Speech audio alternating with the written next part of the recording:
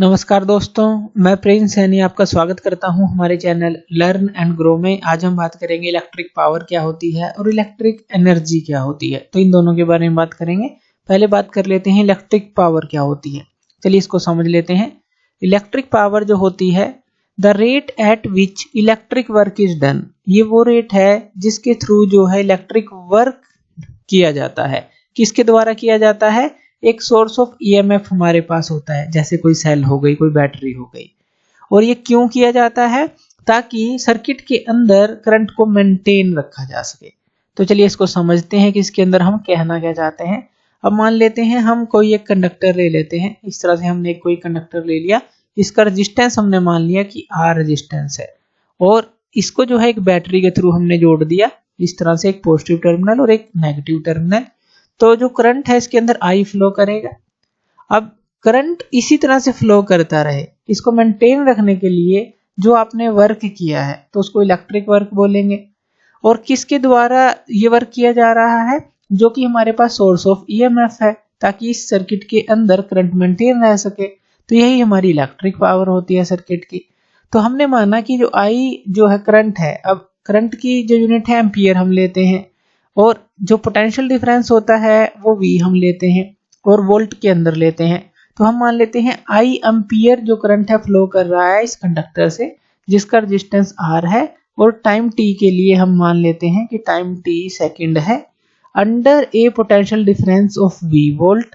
तो electric work done जो क्या होगा इस करंट को मेंटेन रखने के लिए सर्किट में, तो वो क्या होगा? पावर, और इलेक्ट्रिक पावर होगी। और पावर क्या होगा? हमारा वर्क डन बाय टाइम, यही होगा। और वर्क डन क्या होता है जो हमने पहले लेक्चर में निकाला था? V इंटू आई इंटू टी, यही होता है, पहले लेक्चर में हमने निकाला था। और नीचे क्या यहाँ पे दिया गया है? T, तो T से T कैंसल आउट, तो ये क्या हो गया हमारे पास? V इंटू आई। यानी कि जो पावर है वो V इंटू आई आप लिख सकते हैं।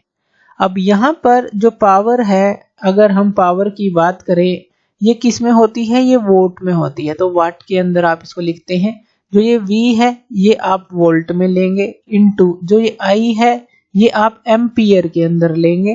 तो ये क्योंकि ये करंट है, तो इस तरह से पावर की यूनिट्स जो है आप इस तरह से ले सकते हैं। अगर यहाँ पर जो V है आप 1 वोल्ट ले लें, यानी कि ये जो पोटेंशियल डिफरेंस आपने अप्लाई किया है इस कंडक्टर के अक्रॉस, तो इसको 1 वोल्ट ले लें। और जो करंट है वो आप 1 एम्पियर ले लें, तो जो पावर है 1 वाट आ जाती है। 1 वाट आ जाएगी। कैसे? देखिए V इंटू आई है, अगर 1 इंटू 1 आप करेंगे तो क्या आ जाएगी? 1, यानी कि जो पावर है वो 1 वाट आ जाएगी। तो 1 वाट है क्या? अगर 1 वाट की डेफिनेशन को देखें हम, तो 1 वाट होता है if 1 ampere current flows in A circuit against A potential difference of 1 volt, तो वो हमारी 1 वाट हो जाती है। तो ये तो हमने देखी जो इलेक्ट्रिक पावर क्या होती है, उसकी यूनिट क्या होती है। अब कुछ बिगर यूनिट्स भी इसके अंदर होती हैं जो हमारी पावर होती है, जो इलेक्ट्रिक पावर की बात कर रहे हैं। तो जैसे हमने वाट की बात की, इसी तरह से किलोवाट भी होती है। जो किलोवाट होती है वो क्या होती है? हमारी 1000 वाट के बराबर होती है।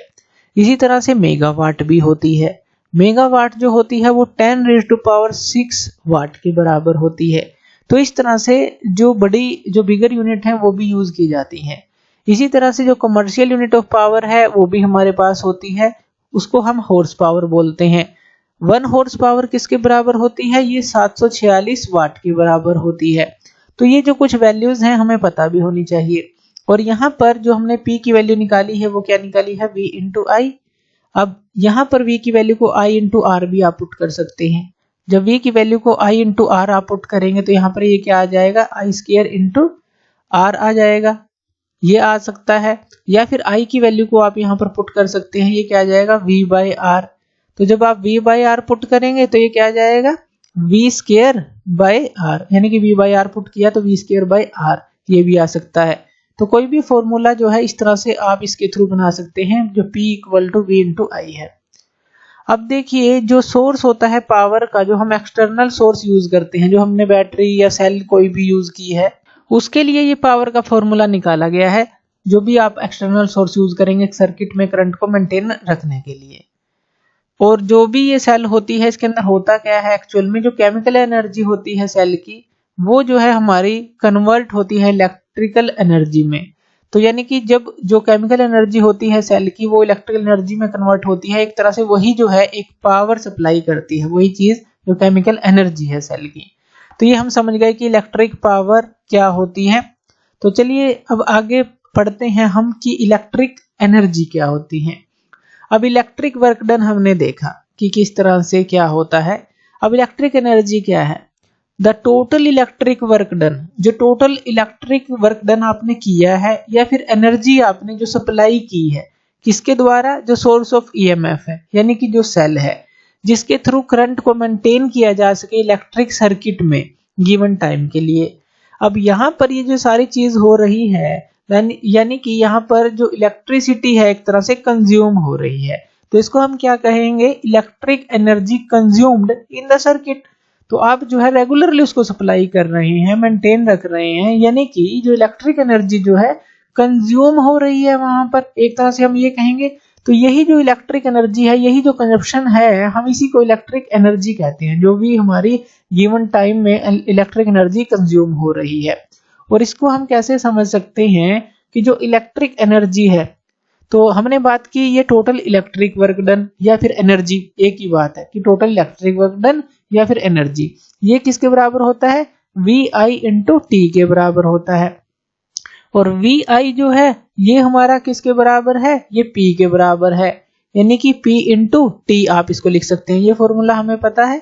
और यहाँ पर v इंटू आई को हमने क्या लिख दिया? p into T. अब यहाँ पर ये p क्या है? पावर है, जो इलेक्ट्रिक पावर है, t टाइम है, और w क्या है? इलेक्ट्रिक वर्क डन है। अगर ऐसा यूनिट ऑफ एनर्जी देखें, इस इलेक्ट्रिक एनर्जी देखें, तो एनर्जी की यूनिट क्या होती है? जूल होती है। तो जो ऐसा यूनिट होगी इसकी, तो वो होगी हमारी जूल। तो ये भी ध्यान रखनी है, क्योंकि जो ये हमने इलेक्ट्रिक वर्क डन लिया है एक तरह की एनर्जी है, तो इसकी जो ऐसा यूनिट है वो जूल लेंगे। और 1 जूल जो होता है, 1 जूल की अगर हम बात करें तो वो क्या होगा? 1 volt into 1 ampere into 1 second, क्योंकि यहाँ पर देखिए वोल्ट है, करंट है, या कहें कि पोटेंशियल डिफरेंस है, करंट है और टाइम है। तो 1 जूल कब होगा? 1 वोल्ट अप्लाई करेंगे, 1 एम्पियर होगा और 1 सेकेंड के लिए होगा। तो यहाँ पर इस तरह से आप इसको समझ सकते हैं कि जो जूल है हमारी ऐसा यूनिट ऑफ इलेक्ट्रिक एनर्जी है, 1 जूल कब होगी। अब जो 1 जूल की हमने बात की है, इसी तरह से जो कमर्शियल यूनिट की बात करें इलेक्ट्रिकल एनर्जी की, तो वो हमारी होती क्या है? वो हमारी किलोवाट आवर होती है, ये भी ध्यान रखना है, किलोवाट आवर। तो ये जो किलोवाट आवर होती है, इसको आप ये कह सकते हैं कि जो यूनिट ऑफ इलेक्ट्रिसिटी है, या फिर आप इसको कह सकते हैं कि जो बोर्ड ऑफ ट्रेड यूनिट आप इसको बोल सकते हैं, यानी कि BOTU भी इसको बोला जाता है, बोर्ड ऑफ ट्रेड यूनिट आप इसको बोल सकते हैं, या फिर यूनिट ऑफ इलेक्ट्रिसिटी आप इसको बोल दीजिए, जो किलोवाट आवर होती है। कमर्शियल यूनिट की बात कर रहे हैं, इतनी बड़ी यूनिट हम यूज क्यों करते हैं वो भी हम बात करेंगे। जैसे 1 किलोवाट आवर है, ये होती किसके बराबर है? ये किसके बराबर है? 1 किलोवाट इंटू 1 आवर। यानी कि जैसे घरों के अंदर जो मीटर लगे होते हैं, उसके अंदर छोटे छोटे यूनिट्स के अंदर तो आप नहीं माप सकते इलेक्ट्रिसिटी कितनी कंज्यूम हुई है, तो इसलिए एक बड़ी यूनिट का यूज किया जाता है कि 1 आवर के अंदर जो है कितनी इलेक्ट्रिसिटी कंज्यूम हो रही है, तो वो चीज एक तरह से हम माप लेते हैं डायरेक्टली। 1 किलोवाट किसके बराबर होती है? 1000 वाट के बराबर। तो यानी कि 1000 वाट इंटू 1 आवर।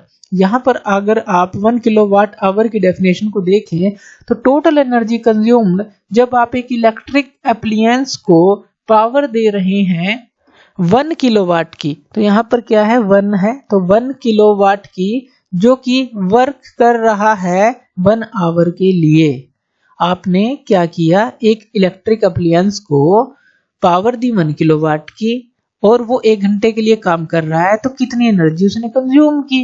तो वही जो है 1 किलोवाट आवर हमारा होता है। ये आप समझ गए होंगे।